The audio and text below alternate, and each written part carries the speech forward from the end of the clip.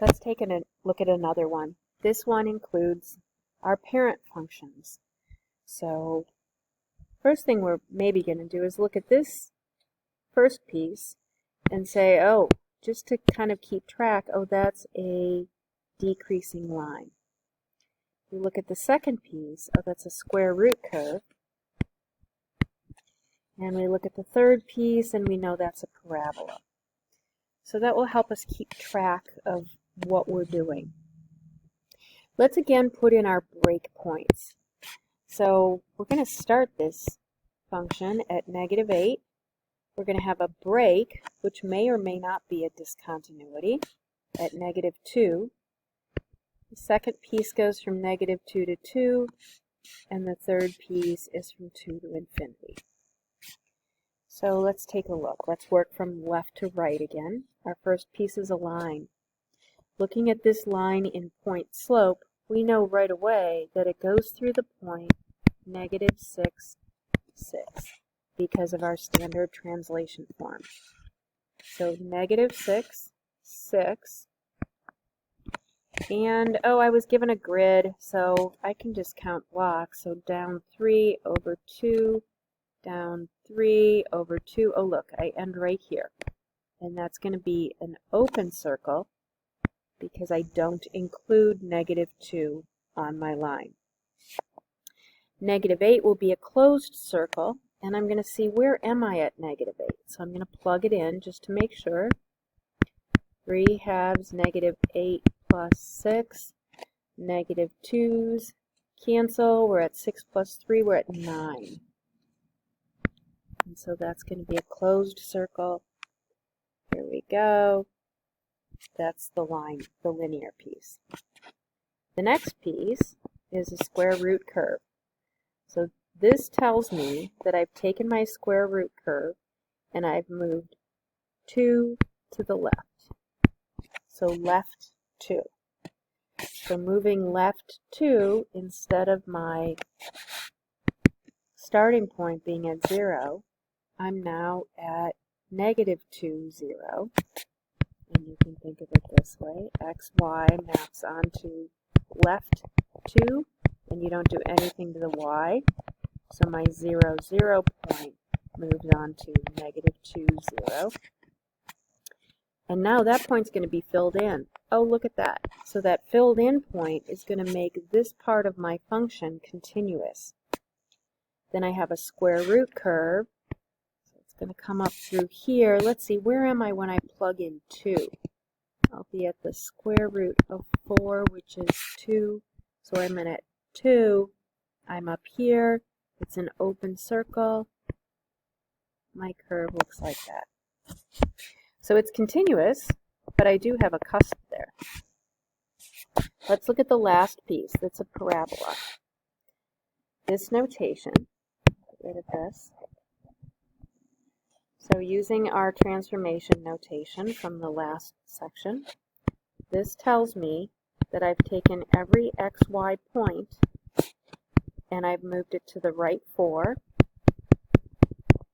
and I've moved it down 2. So that means my vertex that was at 0, 0 is now going to be at 4, -2. I'm going to go ahead and mark that.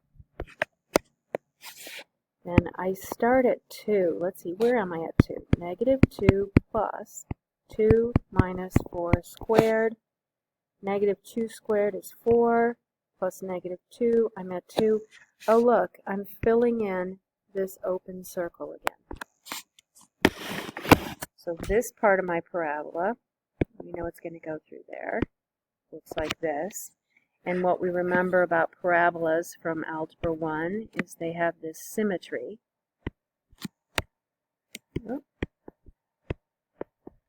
And then it just keeps going. So there's my piecewise function. It's a continuous function, but I have 2 cusps. One here and one there. Let's look at some more input-output questions. One of the interesting things about piecewise functions is it helps you take a closer look at what domain means. So for these three piecewise functions, we're asked a bunch of input questions. So for question number 1, we're saying, what is f of 2? So f is the name of our function, so we're going to be looking at this piecewise function. And 2 is an input value. That means it's an x value. And it's an x value that is greater than 0. That means I'm going to be on this part of the function, in other words, this piece of the function. And so when the input is greater than 0, my output is 2.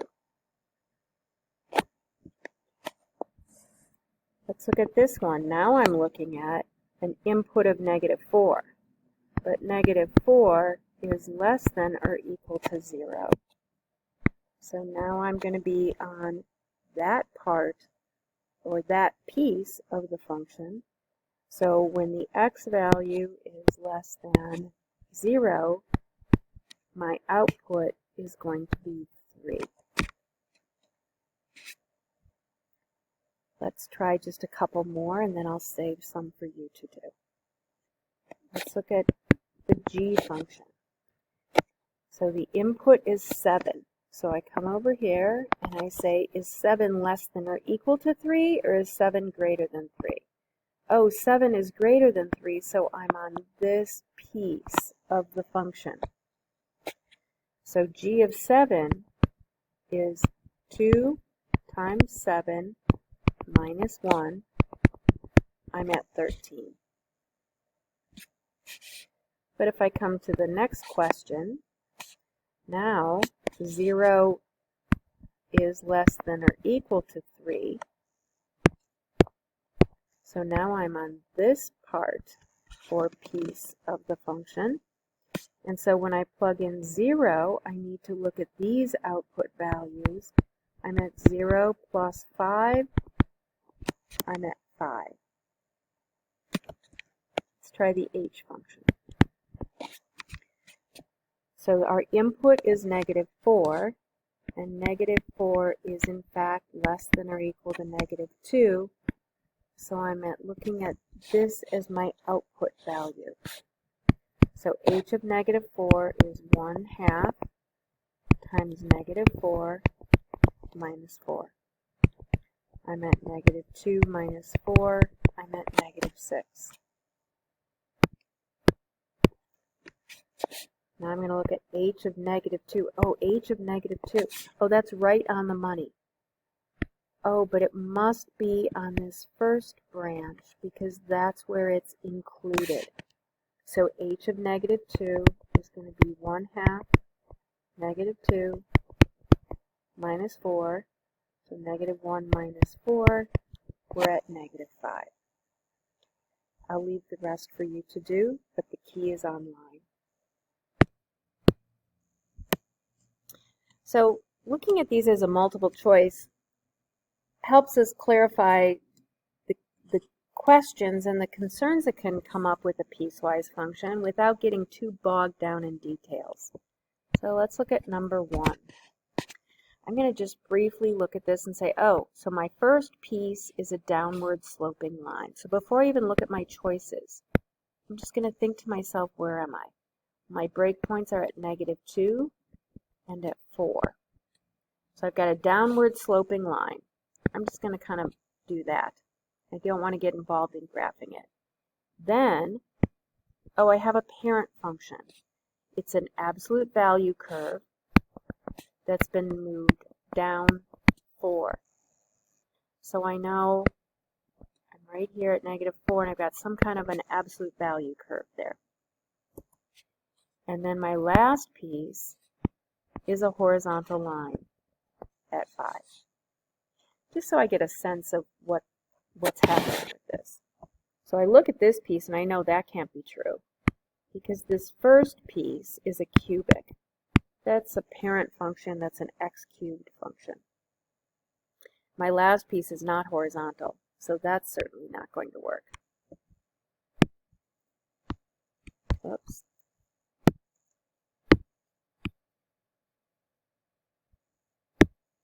sorry about that. And then I look at the second one, and I do have a downward sloping line, a horizontal line, and that type of, and the absolute value curve. So I'm just going to mark that one because B could be a good choice for us. It's happening again. Okay, so let's look at C. Oh, C might also be a good choice for us. And D. Oh, that's not a good choice. This looks like this is, whoop. Yeah. So clearly you can barely see it down here, but clearly that's a parabola. So that's an x squared curve. This appears to be a square root curve. So it's got to be B or C. So let's go through and see what are the details that might make one of them true and one of them not true. So I'm going to come up here and I'm going to try to move this. And so I'm going to look at this and think about what's going on, because the only difference between B and C